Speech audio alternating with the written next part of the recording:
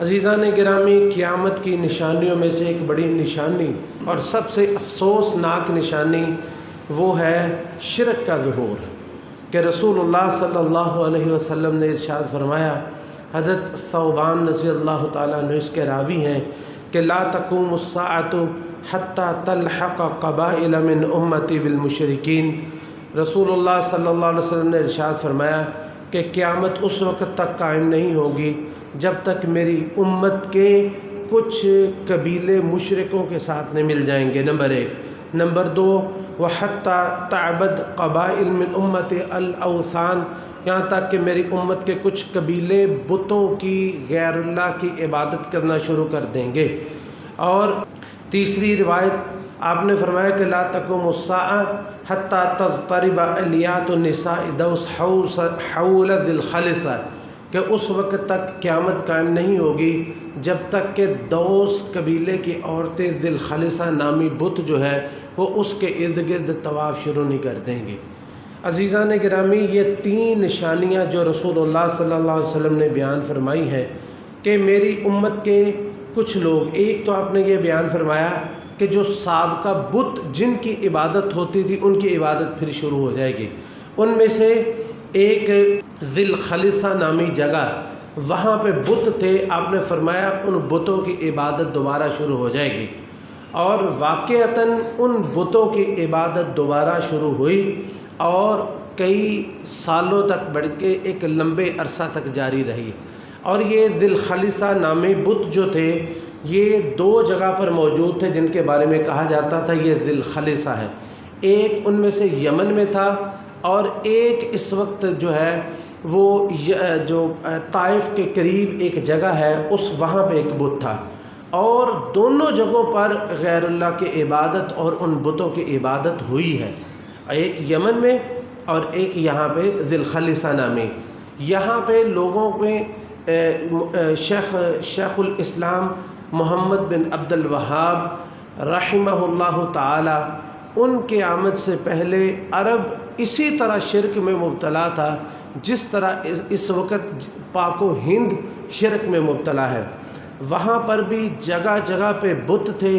جگہ جگہ پہ آستانے بنے ہوئے تھے، اسی طرح عرس ہوتے تھے، اسی طرح غیر اللہ کی عبادت کی جاتی تھی، یہاں تک کہ ذی الخلصہ نامی اس جگہ پر بھی لوگوں نے طواف تک شروع کر دیے تھے۔ اور یہ اللہ تعالیٰ کی توفیق ہوئی کہ ایک توحید پر مبنی حکومت قائم ہوئی جنہوں نے اس شرک کو ختم کیا۔ لیکن اس وقت پوری دنیا میں سب سے، عالم اسلام میں سب سے زیادہ لوگ جو ہیں کسی مرض میں مبتلا ہے تو وہ شرک کا مرض ہے، اور یہ مرض اس حد تک تجاوز کر چکا ہے کہ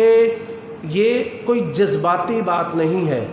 اور یہ کوئی اس میں مبالغہ نہیں ہے کہ آج لوگ اس شرک میں مبتلا ہو گئے ہیں جس شرک میں اہل مکہ بھی مبتلا نہیں ہوئے تھے، جس شرک میں اہل مکہ بھی مبتلا نہیں ہوئے تھے۔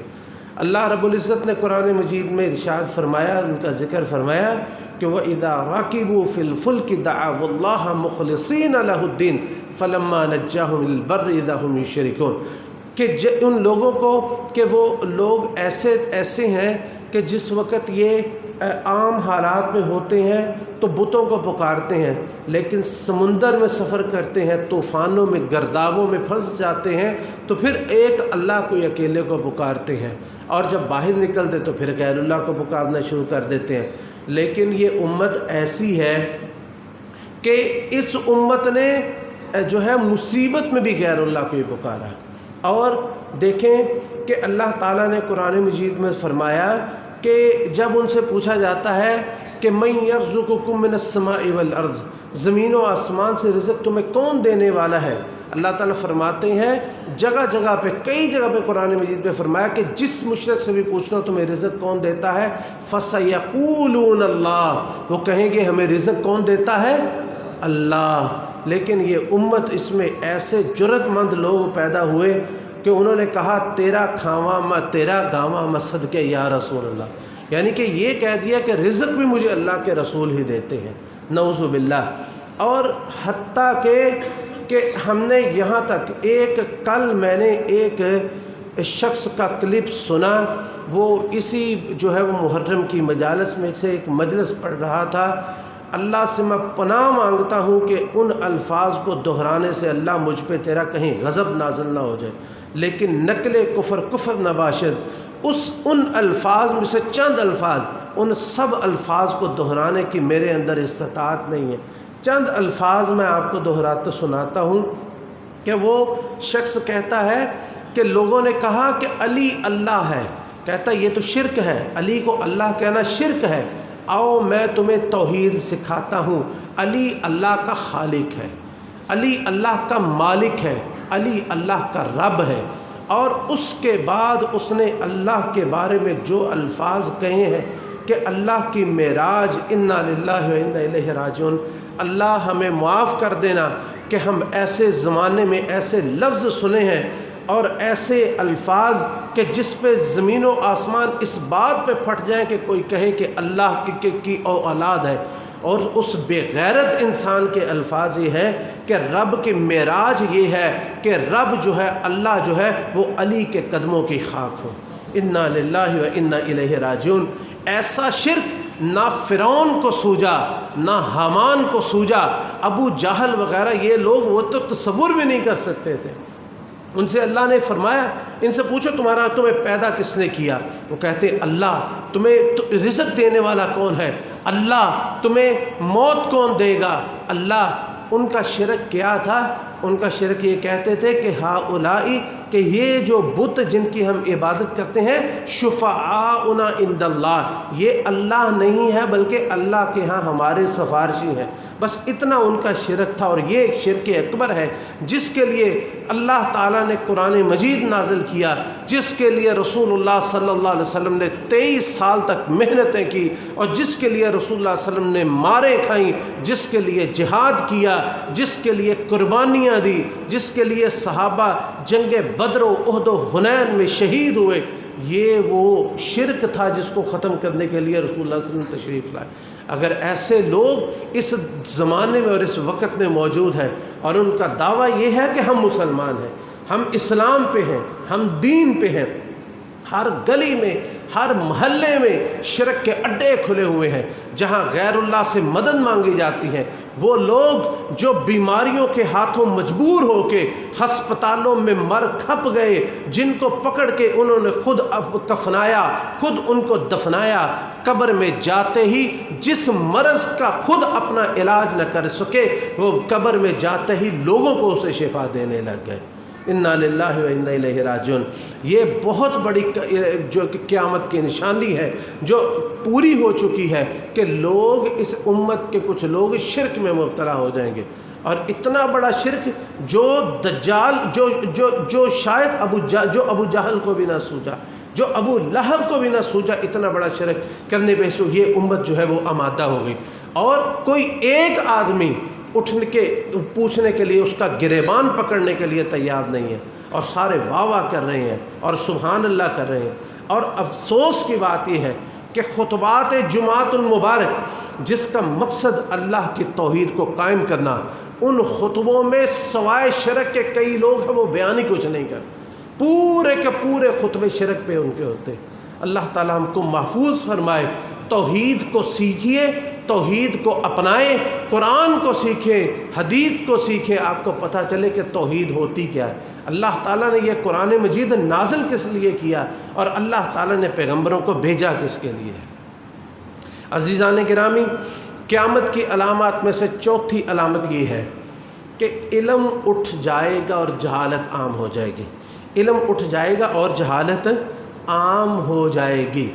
اور اس کے بارے میں نبی علیہ السلام نے، حضرت ابو موسیٰ اشعری رضی اللہ تعالیٰ عنہ کے راوی ہے، صحیح بخاری کی روایت ہے کہ رسول اللہ صلی اللہ علیہ وسلم نے ارشاد فرمایا، ان بین یدی الساعۃ لایاما ینزل فیہا الجہل ویرفع فیہا العلم، کہ نزدیک ایسا وقت آئے گا کہ جہالت اترے گی اور علم جو ہے وہ اٹھا لیا جائے گا، علم اٹھا لیا جائے گا، اور جہالت جو ہے وہ لوگوں میں پھیل جائے گی۔ اور یہ علم کس طرح اٹھے گا؟ ان کی شکلوں میں سے ایک شکل جو حضرت عبداللہ ابن عمر رضی اللہ تعالیٰ عنہ نے رسول اللہ صلی اللہ علیہ وسلم سے روایت کی، آپ نے فرمایا ان اللہ لا يقبض العلم انتزاعا، ایسا نہیں ہوگا کہ علماء ہوں گے تو اللہ ان کے سینوں سے علم کو کھینچ لے گا، ایسا نہیں ہوگا کہ قرآن کے حرف مٹ جائیں گے، احادیث ختم ہو جائیں گی، ولیکن انما، آپ نے فرمایا کہ انما ينتزعه من العباد ولیکن يقبض العلماء، علم اس طرح جائے گا کہ اللہ رب العزت علماء کو اس دنیا سے اٹھا لیں گے، حتی اذا لم يبق عالم، حتی اذا لم يبق عالما اتخذ الناس رؤوسا جہالا، یہاں تک کہ عالم جب باقی نہیں رہیں گے تو لوگ جاہلوں کو اپنا امام بنا لیں گے، فسئلوا، ان سے پوچھا جائے گا، فافتوا بغیر علم فضلوا واضلوا، ان سے پوچھا جائے گا تو بغیر علم کے اپنے پاس سے اٹکل پچو لگا کے وہ لوگوں کو فتوے دیں گے، خود بھی گمراہ ہوں گے اور لوگوں کو بھی گمراہ کہیں گے۔ عزیزان گرامی، یہاں پر ایک سوچنے کی بات ہے کہ یہ وقت تو جب آئے گا سو آئے گا، لیکن ایک جہالت کی ایسی قسم موجود ہے کہ علماء کرام موجود ہیں، علماء موجود ہیں، لیکن لوگوں نے پھر بھی جاہلوں کو عالم بنایا ہوا ہے، لیکن پھر بھی جاہلوں کو مصلی پہ کھڑا کیا ہوا ہے، لیکن پھر بھی جاہلوں کو ممبر پہ کھڑا کیا ہوا ہے، اور ان سے فتوے مانگتے ہیں اور انہی کی باتیں سنتے ہیں۔ ایک طرف کسی شیخ الحدیث جو ہے وہ اس کا آپ درس رکھ لیں، اور دوسری طرف کسی ٹک ٹاکر جس نے داڑھی بھی رکھی ہو اور اپنے آپ کو وہ عالم بھی کہتا ہو، ایسے ٹک ٹاکر کو بلا لیں، دیکھیں لوگ کہاں پہ جاتے ہیں۔ یہ یعنی علم کے نام پہ دیکھیں سینمے کھلے ہوئے ہیں، اتنے سٹیج سجے ہوئے ہیں، لوگ ڈرامے کرتے ہیں، آپ بھی کریں جا کے ان کے ساتھ جیسے وہ گمراہ، لیکن دین کے نام پہ تو لوگوں کو ڈرامے نہ سنائیں، دین کے نام پہ لوگوں کو گمراہ تو نہ کرے، یہ تو نہ کہیں کہ جمعے کا خطبہ انا للہ، وہ بڑے مجرم ہے اللہ کی قسم، قیامت والے دن ان لوگوں کے ساتھ اللہ جو حشر کرے گا سو کرے گا۔ اللہ تعالیٰ ایسے لوگوں کے ساتھ کو دنیا میں بھی نشان عبرت بنا دے جنہوں نے ایسے جاہلوں کو اور بے وقوفوں کو لا کے منبر و محراب پہ انہوں نے کھڑا کیا ہے۔ ایسے لوگ مسجدوں کے متولی بننے کے اہل ہیں، ایسے لوگ تو بازاروں کے دلال ہوتے ہیں جن کو لوگوں نے مسجدوں کے وہ متولی بنا دیا، مسجدوں کے صدر بن گئے، مسجدوں کی انتظامیہ میں یہ لوگ شامل ہو گئے اور انتظامیہ یہ لوگ بن گئے۔ انہوں نے جاہلوں کو لا کے ممبروں پہ کھڑا کر دیا، نہ ان جاہلوں کو حیا، نہ ایسے لوگوں کو حیا، اور نہ ان کو سننے والوں کو حیا۔ اتنی بڑے بڑے وہ نمازی لوگ اور دیندار لوگ وہ بھی ان کے جلسوں میں موجود ہوتے ہیں، وہ بھی ان کی محفلوں میں اور ان کی مجلسوں میں موجود ہوتے ہیں، اور تماشا ایسا ہے کہ دن بدن بڑھتا جا رہا ہے کہ علم کب وہ وقت، اس وقت کیا حالت ہوگی جب علماء ہی موجود نہ ہوں گے۔ اللہ کی قسم آپ اس سے خوش قسمت لوگ ہیں کہ آپ کے دور میں بڑے بڑے علماء موجود ہیں، اور خاص طور پر آپ کا شہر فیصل آباد یہ علماء کا گڑھ ہے، اتنے بڑے بڑے علماء موجود ہیں، اللہ تعالیٰ ان کو سلامت رکھے۔ لیکن ان کی جگہ پر لوگوں نے جاہلوں کو، آپ دیکھیں تو صحیح کہ کتنے علماء ہیں جن کو لوگ بلاتے ہیں، اور کتنے ہمارے شیخ الحدیث مولانا گلزار رحمہ اللہ تعالیٰ فوت ہو گئے۔ بھائی بشیر اکثر بیان کرتے، کہتے جی کہ میں نے انہیں کہیں درس کے لیے کہنا نا تو خاموشی سے آ جاتے تھے، کہتے بشیر تیرے تو علاوہ میرے بلوندہ کون؟ یعنی اتنے بڑے شیخ الحدیث، ہم ان کے شاگردوں میں سے ہیں، اتنے بڑے وہ عالم تھے، علم کا سمندر تھے، لیکن ہم نے نہیں کبھی سنا کسی نے ان کو درس پہ بلایا ہو، ہم نے نہیں کبھی سنا کسی مسجد والے نے ان کو وہ دعوت دی ہو، ان کی بات سننے کے لیے لوگ تیار نہیں ہوتے۔ اور ایسے جاہل لوگ جو ہیں، یا جن کو گانا بجانا اچھا آتا ہو، جو آ کے گا بجا کے جناب وہ واہ واہ سمیٹ لیں، ایسے لوگوں کو لوگوں نے امام بنایا ہوا ہے۔ تو اس وقت کیا حالت ہوگی کہ جس وقت اللہ علماء کو ہی اٹھا لیں گے۔ اللہ ہمیں ایسا وقت نہ دکھانا، اس سے پہلے ہمیں اس دنیا سے لے جانا۔ عزیزان گرامی، یہ جو جہالت کا پھیلنا اور علم کا اٹھ جانا، ان کی شکلوں میں سے ایک شکل یہ ہے جو کہ رسول اللہ صلی اللہ علیہ وسلم نے بیان فرمائی ہے۔ زیاد ابن اللبید، اب یہ حدیث آپ نے سنی ہے نا کہ قیامت کے نزدیک علم اٹھا لیا جائے گا، جہالت پھیل دی جائے گی، اور اس کی شکلوں میں سے ایک شکل یہ ہے کہ لوگوں کے پاس علم تو ہوگا لیکن عمل نہیں ہوگا۔ زیاد بن اللبید رضی اللہ تعالیٰ عنہ کہتے ہیں کہ ذکر النبی صلی اللہ علیہ وسلم شیئا، کہ ایک دفعہ نا نبی علیہ السلام نے بہت ساری چیزیں بیان فرمائی، تو رسول اللہ صلی اللہ علیہ وسلم نے ان میں ذکر فرمایا کہ ذاک عند اوان ذہاب العلم، آپ نے فرمایا کہ یہ فتنے اس وقت ہوں گے جس وقت علم چلے جائے گا۔ تو کہتے ہیں کہ میں نے کہا اللہ کے رسول علیہ السلام کیف یذهب العلم، یہ علم کیسے جائے گا؟ نحن نقرأ القرآن ونقرئه ابناءنا ويقرئه ابناؤنا ابناءهم، اللہ کے رسول یہ علم کیسے جائے گا؟ ہم قرآن پڑھتے ہیں، ہم اپنے بچوں کو پڑھائیں گے اور ہمارے بچے اپنے بچوں کو پڑھائیں گے، یہ علم پھر کیسے چلے جائے گا؟ آپ کو یہ بات سمجھ نہیں آئی تو رسول اللہ صلی اللہ علیہ وسلم فرمایا ثقلت کا ام کا زیاد ان کنت لأراک من افقہ رجل بالمدینہ، اوہو کیا ہو گیا ہے تجھے زیاد، میں تو تجھے سمجھتا تھا کہ تو مدینہ کے عقل مند ترین لوگوں میں سے ایک ہے۔ آپ نے فرمایا کہ اوا لیس هذه اليہود والنصارى یقرؤون التوراۃ والانجیل ولا يعملون بشیء مما فیہا، کہ تم دیکھتے نہیں یہ یہود و نصارہ جو ہیں ان کے پاس تورات اور انجیل موجود ہے، اس کو یہ پڑھتے بھی ہیں لیکن اس پہ عمل نہیں کرتے۔ یہ ابن ماجہ کی صحیح روایت ہے۔ یعنی علم کے چلے جانے کی ایک شکل یہ ہے کہ علم ظاہری شکل میں موجود ہوگا لیکن عملی شکل میں موجود نہیں ہوگا، لوگ جانتے سب کچھ ہوں گے لیکن اس پہ عمل نہیں کریں گے۔ مجھے بتائیں کیا آپ کے ملک پاکستان میں جتنے مسلمان ہیں یا پوری دنیا میں جتنے مسلمان ہیں، کیا ان سب مسلمانوں کو اس بات کا علم نہیں ہے کہ اللہ نے نماز فرض کی ہے؟ علم ہے کہ نہیں سب کو؟ لیکن کتنے فیصد ہے جو نماز پڑھتے ہیں؟ کیا ان کو پتہ نہیں ہے کہ اللہ تعالیٰ نے بدکاری کو حرام کیا، اللہ نے سود کو حرام کیا، اللہ نے غیبت کو حرام کیا، اللہ نے چغلی کو حرام کیا، اللہ نے سود کو حرام کیا؟ یہ ساری چیزیں انہیں پتہ نہیں ہیں، لیکن کتنے لوگ ہیں جو اس پہ عمل کرتے ہیں؟ تو کیا یہ قیامت کی علامتوں میں سے وہ علامت نہیں ہے؟ صحابہ کرام کہتے ہیں کہ ہم اللہ کے رسول علیہ السلام سے قرآن سیکھتے تھے، پتہ کس طرح سیکھتے تھے؟ فرماتے ہم 10 آیتیں پڑھتے اور جب تک ان کو اچھی طرح سیکھ نہ لیتے تھے اور سمجھ نہ لیتے تھے ہم آگے نہیں بڑھتے تھے، اور سیکھنے سمجھنے سے مراد علم، اس پہ عمل ہے۔